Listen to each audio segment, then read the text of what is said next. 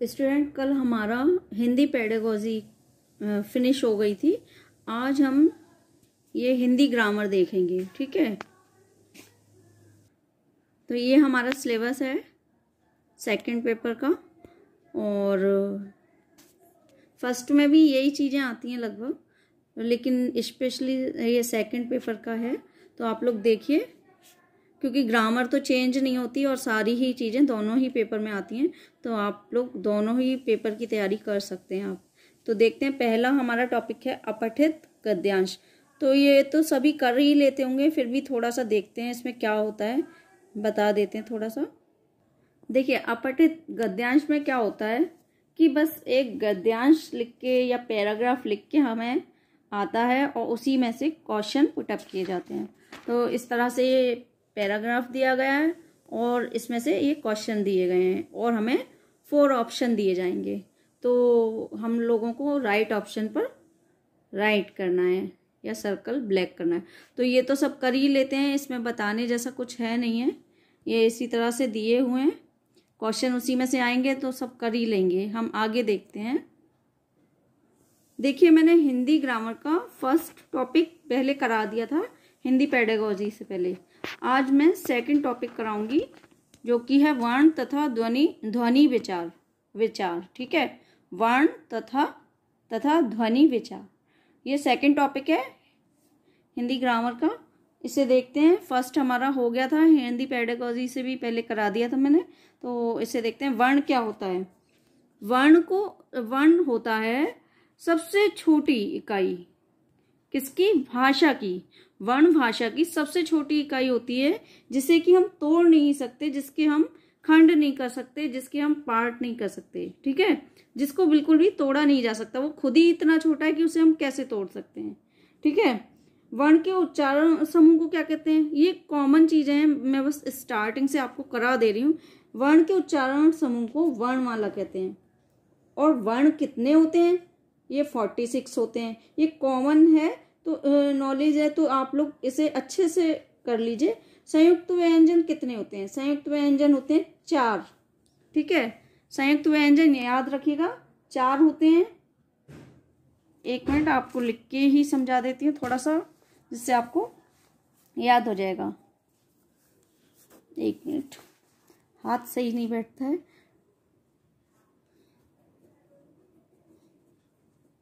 संयुक्त व्यंजन यानी कि इसमें 2 साउंड एक साथ आती हैं, तो वो कौन कौन से हैं? त्रा, छ,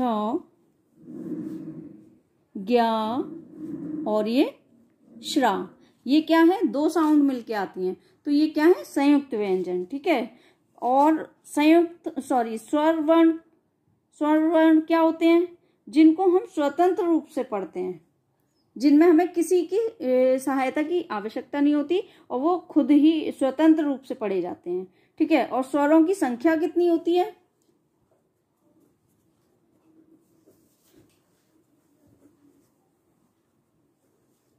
स्वरों की संख्या होती है 11। याद रखिएगा, ये आ जाते हैं। स्वरों के आधार पर 2 वर्ग हैं। किसके? वर्णों के कितने वर्ग होते हैं? 2। किसके आधार पे है? स्वरों के आधार पर।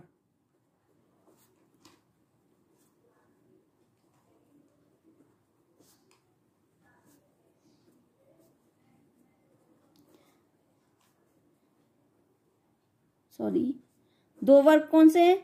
एक होता है इनका ह्रस्व और दूसरा होता है दीर्घ। अब ये ह्रस्व क्या होते हैं? ह्रस्व का क्या मतलब है और दीर्घ का क्या मतलब है? मतलब इनको जो ह्रस्व स्वर होते हैं, इनको ज्यादा बोलने में जोर नहीं पड़ता और कम समय लगता है, ठीक है। और दीर्घ होते हैं जो, उनको बोलने में ज्यादा समय लगता है। तो ये ह्रस्व स्वर कौन कौन से होते हैं? जैसे ये है, छोटा होता है, ई होती है, छोटा ऊ होते हैं। ये 3 होते हैं ह्रस्व। और दीर्घ में है थोड़े ज्यादा, जैसे कि है, ये है बड़ा आ। आप लोगों को इस उम्र में ये छोटा आ बड़ी पढ़ना पड़ रहा है। बड़ी ई, बड़ा ऊ, ए, छोटी ए, बड़ी आए, ठीक है। थोड़ी साउंड में भी अंतर आ जाता है, छोटा ओ, बड़ा ओ, ठीक है। और ये ऋषि, एक मिनट थोड़ा सा जगह कम पड़ गई, कोई दिक्कत नहीं। ये होते हैं ह्रस्व और ये होते हैं दीर्घ स्वर। तो इनका क्या होता है, कम समय में बोले जाने वाले होते हैं और ये थोड़े ज़्यादा समय लगता है इन्हें बोलने में, ठीक है। आगे क्या है, आगे हमारे जो आएंगे वो संयुक्त व्यंजन। तो इनको जो ये जो हमारे वर्ण हैं, जैसे ये ए है, आए है, ओ है, औ है, तो ये क्या है, इनको हम संयुक्त व्यंजन भी कहते हैं, ठीक है। इनको हम संयुक्त व्यंजन के नाम से भी जानते हैं, ये ध्यान रखिएगा आप लोग, ठीक है। आगे जो है जो री आता है, ये क्या होता है, इसको किसके नाम से जानते हैं, तो इसको हम स्वर वर्ण के नाम से जानते हैं, स्वर वर्ण। देखिए ये इसलिए मैं करा रही हूं कि आगे आप ग्रामर करेंगे तो ये सब बहुत जरूरी हैं। ये चीजें होती तो ज्यादा वैसी नहीं है, लेकिन अगर आप ये नहीं समझ पाएंगे तो आगे ग्रामर भी आपकी समझ नहीं आएगी, इसलिए मैं ये स्टार्टिंग में आपको करा रही हूं। और ये जो री होता है, ये तत्सम शब्दों में, तत्सम शब्द जो होते हैं, तत्सम शब्द में ये स्टार्टिंग में यूज होते हैं, ठीक है। प्रारंभ में, प्रारंभ या आरंभ एक ही बात में यूज होते हैं, ठीक है। तो ये कॉमन, इस चैप्टर से रिलेटेड मैं आप लोगों को कुछ पॉइंट बता रही हूँ जिससे आपको दिक्कत ना हो। और आगे हमारे आएंगे, मैंने आपको पहले भी कराए थे अयोगवाह। अयोगवाह क्या थे वो मैंने आपको बताए थे, 2 वर्ण होते हैं इसमें। अयोगवाह में क्या होते हैं, 2 वर्ण। तो 2 वर्ण कौन कौन से होते हैं वो मैंने आपको पहले बताया था। इसमें होता है, एक होता है, एक मिनट, अनुस्वार होता है, मैंने बताया था आपको। और दूसरा क्या बताया था मैंने आपको, याद होगा, विसर्ग, ठीक है। तो ये अनुस्वार जो होता है ये क्या होता है, छोटा अंग, और ये विसर्ग होता है बड़ा अंग, ठीक है। तो इनके जो वो होते हैं चिन्ह, वो क्या होते हैं, इसके तो ये होते हैं पीछे बिंदियां लग जाती हैं, हाँ की आवाज आ जाती है, और इसकी ऊपर बिंदी लग जाती है तो ये नाक की आवाज हो जाती है। ये होते हैं अयोगवाह और इसके 2 वर्ण हैं, अनुस्वार और विसर्ग, ठीक है। यहां तक समझ आ गया होगा। और शब्द भेद, शब्द भेद वैसे अभी मैं इसे बाद में कराऊंगी, पहले हम अब इसमें यहां तक ही देख लेते हैं क्योंकि काफी चीजें इसमें, तो जब तक आप बीच बीच में पढ़ते जाएंगे और समझते जाएंगे तभी आपको समझ आएगी। यहाँ तक आपकी समझ में आ गए होंगे और ये बहुत जरूरी है ये चीजें जानना, तभी आपकी समझ में ये चैप्टर आएगा। चलिए देखते हैं।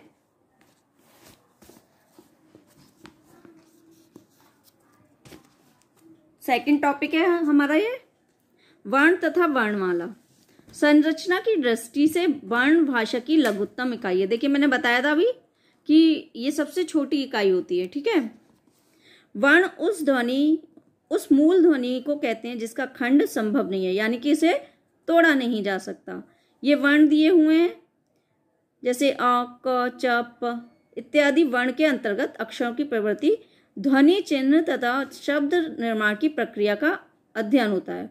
वर्ण के उच्चारण समूह को वर्णमाला कहते हैं। हिंदी वर्णमाला में 46 वर्ण हैं। इसके अतिरिक्त 3 संयुक्त वर्ण, 1 मिश्र तथा 2 अयोगवाह वर्ण भी हैं। इन वर्णों को स्वर तथा व्यंजन में बांटा गया है, ठीक है। ये मैंने अभी आपको समझाया ही है, स्वर तथा व्यंजन में क्या किस तरह से बटा हुआ है। देखिए स्वर वर्ण क्या होते हैं, स्वर वर्ण उन वर्णों को कहते हैं जिनका उच्चारण स्वतंत्र रूप से होता है। हिंदी वर्णमाला में स्वरों की संख्या 11 है, अभी मैंने आपको समझाया था। स्वरों को उसके उच्चारण के आधार पर 2 भागों में विभाजित किया जाता है, ह्रस्व या दीर्घ। ये मैंने अभी अभी आपको ये पूरा समझाया है। अ ई उ ह्रस्व स्वर हैं, इनके उच्चारण में कम समय लगता है, और आ ई उ ए ओ, औ तथा री दीर्घ स्वर हैं, क्योंकि ह्रस्व स्वर की तुलना में इन स्वरों के उच्चारण में अधिक समय लगता है। ए, ऐ, ओ तथा औ को संयुक्त स्वर भी कहा जाता है। वस्तुतः इनकी संरचना दो स्वरों के मेल से हुई है। री स्वर वर्ण है, किंतु तत्सम शब्दों में ही यह स्वतंत्र रूप से शब्द के आरंभ में आता है। अयोग्वा कहलाने वाले दो वर्ण अंग अनुस्वार तथा अंघा विसर्ग है। इनका प्रयोग स्वर तथा व्यंजनों के साथ किया जाता है। अंघा विसर्ग का प्रयोग तत्सम शब्दों के व्यंजनों के अंत में ही होता है, जैसे प्रांतः। स्वर वर्ण व्यंजनों के साथ शब्दों में मात्रा के रूप में भी आते हैं। शब्द के प्रारंभ तथा अंत में ही ये स्वतंत्र रूप में आते हैं, मध्य में कभी नहीं आते। याद रखिएगा, ये क्वेश्चन बन जाता है कि कहाँ पे आते हैं। ठीक है, स्वर रहित व्यंजन के अंत में हलंत लगाकर शब्द पूर्ण किया जाता है। स्वरों का उच्चारण स्थान कंठ है, जिसका उच्चारण वायु निष्कासन के माध्यम से होता है। व्यंजन वर्ण। व्यंजन वह वर्ण है जिनका उच्चारण स्वर की सहायता से होता है।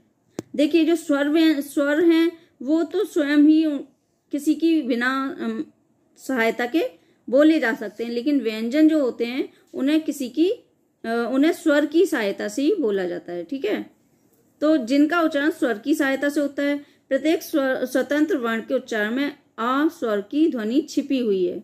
हिंदी में व्यंजनों की संख्या 33 है। व्यंजन 3 प्रकार के होते हैं। देखिए, हर उसमें स्वर क्या कहते हैं, व्यंजन में हर वर्ण के उच्चारण में आ स्वर की ध्वनि छिपी होती है। जैसे आप लोग अगर जिसने भी संस्कृत पढ़ी होगी तो वो जानते होंगे कि जैसे कि हम इसका वर्ण विन्यास करेंगे, यानी कि इसे अलग करेंगे एक तरह से, तो इसका हम क्या करेंगे वर्ण विन्यास, तो हम इसे माँ, धन आ, धन का, धन आ, धन रा, ये धन भूल गई, रा, धन आ और धन ये क्या कहते हैं विसर्ग। ठीक है, तो ये इसका वर्ण विन्यास होगा, विसर्ग आएगा और प्रत्येक वर्ण में आ की ध्वनि छुपी होती है, तो इस तरह से वर्ण विन्यास होगा। ऐसा नहीं कि खाली माँ, धन, का, धन, रा, धन, विसर्ग, नहीं, ऐसे नहीं, हर वर्ण के बाद आ आएगा। तो ये वही चीज कहना चाह रहे हैं। देखते हैं, चलिए एक मिनट, कहाँ पे थे हम लोग, किताब छोड़ दो तो भूल जाते हैं कि कहाँ पे थे। हाँ, एक मिनट, ब्लर हो गया। हाँ, प्रत्येक स्वतंत्र वर्ण के उच्चारण में आ स्वर की ध्वनि छुपी हुई है। हिंदी में व्यंजनों की संख्या 33 है। ये देखिए, शॉर्ट क्वेश्चन में आ जाता है कि हिंदी में व्यंजनों की संख्या कितनी है, 33। व्यंजन 3 प्रकार के होते हैं। ये भी आ जाता है कि व्यंजन कितने प्रकार के होते हैं, कौन कौन से होते हैं। तो पहला है स्पर्श, दूसरा अंतस्थ तथा तीसरा ऊष्म। तो स्पर्श व्यंजन क्या होता है, इसके बारे में देखते हैं। स्पर्श व्यंजन का उच्चारण किसी विशेष अंग अथवा अंगों की सहायता से होता है। इनके उच्चारण में कंठ के अतिरिक्त जीभ द्वारा तालु, मूर्धा, दंत, ओष्ठ इत्यादि स्थानों के स्पर्श से होता है। इसे वर्गीय व्यंजन भी कहते हैं। देखिए, स्पर्श व्यंजन का क्या मतलब होता है, जब हमारी जीभ किसी विशेष अंग को टच करती है। ठीक है, जो शब्द हम बोलते हैं और हमारी जीभ दांतों पे टच कर रही है या ऊपर तालू पे टच कर रही है, ठीक है, तो वही चीज ये लोग बताना चाह रहे हैं कि स्पर्श व्यंजन किसी विशेष अंग पर टच करते हुए निकलते हैं। ठीक है, कंठ व्यंजन क्या होते हैं, वो कंठ यानी गले से निकलते हैं। तो ये सारे दिए हुए हैं, इसे आप अच्छे से देख लीजिए और फिर इन्हें बोल कर देखिएगा तो आप अच्छे से समझ पाएंगे कि कौन से व्यंजन कहाँ से निकल रहे हैं। कभी कभी ये अब आप देख रहे हैं, आपको याद नहीं होगा कि कौन से व्यंजन कहाँ से निकलते हैं, लेकिन जब आप पेपर में या बोल के देखेंगे, जैसे का, आप देखिए जीभ कहाँ टच हो रही है, का कहाँ से आवाज आ रही है, क्या आपकी जीभ टच हो भी रही है या नहीं, है ना। तो ये चीज आपको देखनी पड़ेगी। ये आवाज सीधी अंदर से निकलती हुई आ रही है, का। का, ठीक है। तो इस तरह से आप बोल के देखेंगे तो आप अपने आप समझ जाएंगे कि कौन से व्यंजन कहाँ से हैं। ये कंठ से उच्चारित वर्ण होते हैं, तालु से उच्चारित वर्ण होते हैं, मूर्धा, दंत, ओष्ठ, ठीक है। तो ये आप लोग अच्छे से बोल के प्रैक्टिस करिएगा तो आपकी समझ में खुद आ जाएंगे। इसे समझाने लायक नहीं है, ये खुद ही प्रैक्टिस करके आप सीख पाएंगे। अंतस्थ व्यंजन य, र, ल, व अंतस्थ व्यंजन कहलाते हैं। कौन कौन से हैं? य, र, ल, व। तो आप ये शॉर्ट क्वेश्चन में तैयार रहिएगा, ये आ सकता है। ये वर्ण स्वर तथा व्यंजन के मध्य स्थित है, जिस कारण अंतस्थ कहलाते हैं। ये आधे स्वर तथा आधे व्यंजन है। इनके उच्चारण में जिह्वाग्र विशेष सक्रिय नहीं रहती, यानी कि जीभ जो होती है सक्रिय नहीं रहती, जैसा अन्य वर्णों में होता है। आधुनिक काल में र तथा ल को पूर्ण व्यंजन माना जा रहा है, जबकि य और व ही अंतस्थ व्यंजन के रूप में प्रयुक्त होते हैं। आगे है ऊष्म व्यंजन। श, स, स, ह को ऊष्म व्यंजन माना गया। इनको ऊष्म व्यंजन इसलिए माना जाता है कि इनके उच्चारण में घर्षण से उत्पन्न वायु का निष्कासन होता है, ठीक है।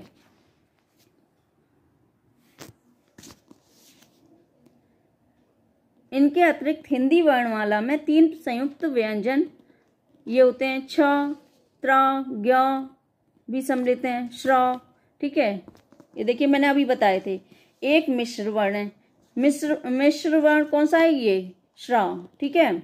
ये संयुक्त व्यंजन 2 वर्णों के संयोग से बने हैं। जैसे ये देखिए, छ किससे बना हुआ है? का और शा से। और त्रा किससे बना है? ता और रा से। ये ज्ञा, ज्ञानी, जा और व, ठीक है। शा और रा से ये श्रा बना है। तो ये ही चीजें दी गई हैं, किस किस से क्या बना हुआ है, ठीक है। डा और ढ 2 ऐसे व्यंजन हैं जो द्विगुण व्यंजन कहलाते हैं। शब्दों के अंत या मध्य में ड और ढ वर्ण का प्रयोग होता है, जबकि प्रारंभ में ड़, ड कभी नहीं आते और वहां मूल वर्ण ड, ढ ही प्रयुक्त होता है। व्यंजनों का उच्चारण वर्गीकरण। देखिए ये वर्गीकरण किया है तो आप इसे देखिएगा। प्रयत्न के आधार पर व्यंजनों के उच्चारण को 8 भागों में बांटा गया है।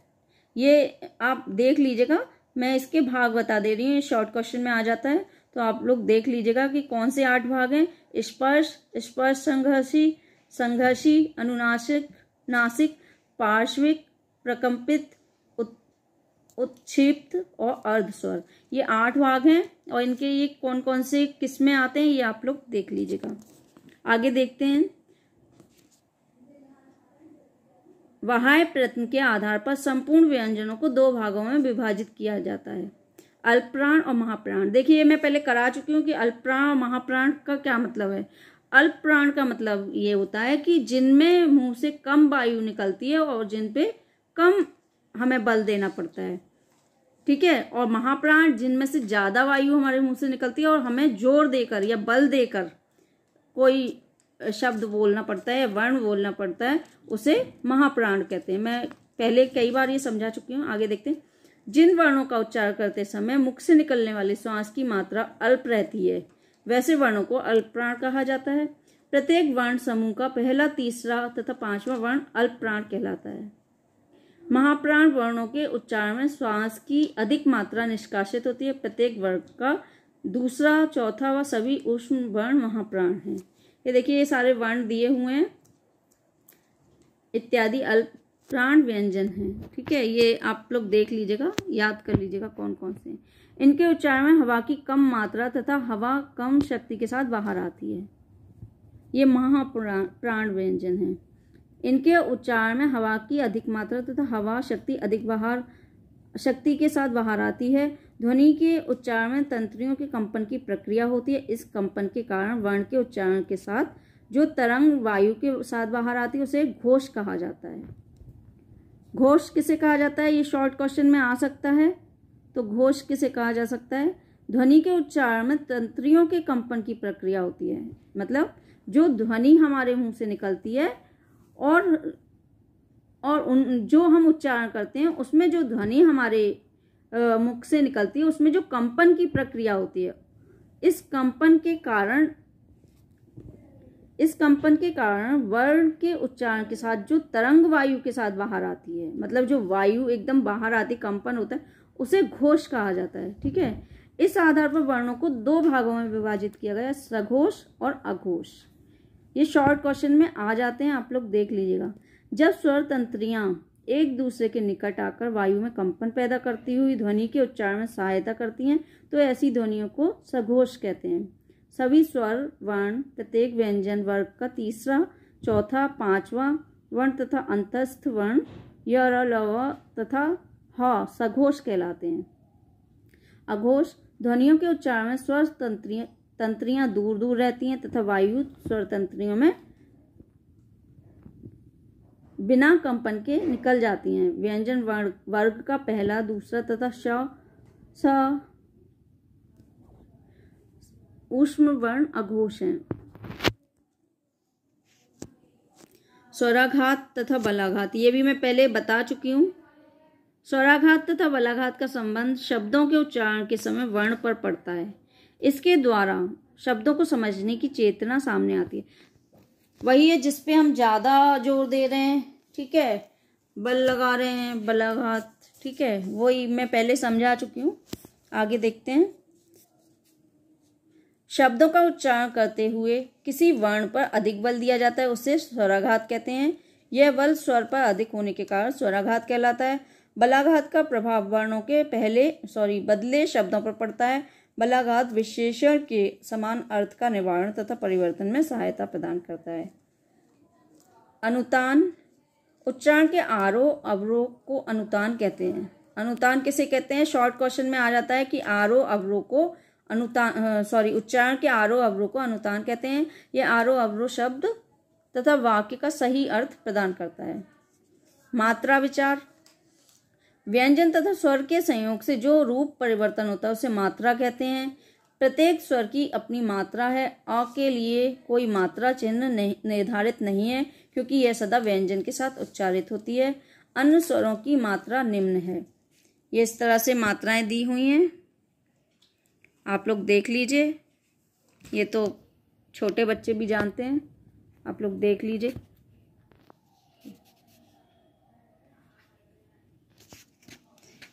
आगे देखते हैं।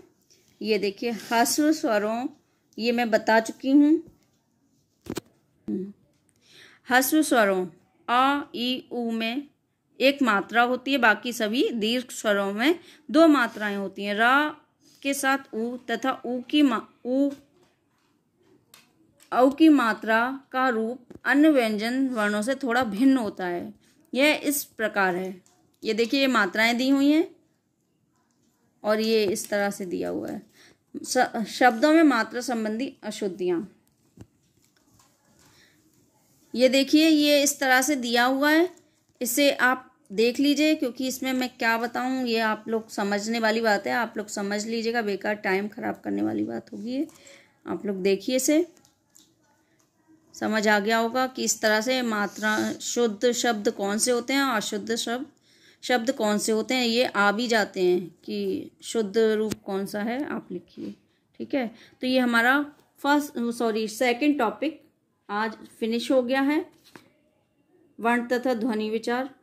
सेकंड टॉपिक क्या, ये टॉपिक में नहीं है, एक तरह से बाद में आएगा, लेकिन ये जनरल नॉलेज है, इसमें से आ जाते हैं क्वेश्चन। ये मतलब बीच का टॉपिक है। अभी मैंने स्टार्टिंग में आपको इसलिए करा दिया ये, जिससे आप लोग आगे अच्छे से कर पाएँ। ये बीच में आएगा, फर्स्ट टॉपिक या सेकंड नहीं है, ये बीच का टॉपिक है, लेकिन ये करना जरूरी है, तभी हम आगे बढ़ पाएंगे। आज हम इतना ही देखेंगे, क्योंकि आप लोग ये थोड़ा सा समझने में थोड़ा टाइम लगता है, आप लोग समझ लीजिए इसे, फिर हम कल ही दूसरा टॉपिक देखेंगे। मैं सोच रही थी आज 2 टॉपिक करा दूं, लेकिन नहीं, एक ही टॉपिक अच्छे से याद करिए, अच्छे से इसे देखिए, क्योंकि ये स्वर व्यंजन ये थोड़ा सा टफ पड़ जाता है, याद नहीं रहते हैं कौन से शब्द क्या होते हैं। तो बस आप लोग इसे अच्छे से देख लीजिए, जिससे हमें आगे के चैप्टर में हेल्प मिलेगी। और कोई भी दिक्कत हो तो आप बता दीजिएगा, मैं एक्सप्लेन दोबारा से कर दूंगी, कोई दिक्कत नहीं है मुझे एक्सप्लेन करने में, बस आप लोग बताइए तो सही। और जो लोग नए हैं वो सब्सक्राइब कर दीजिए, लाइक शेयर कमेंट करते रहिए। Thanks for watching.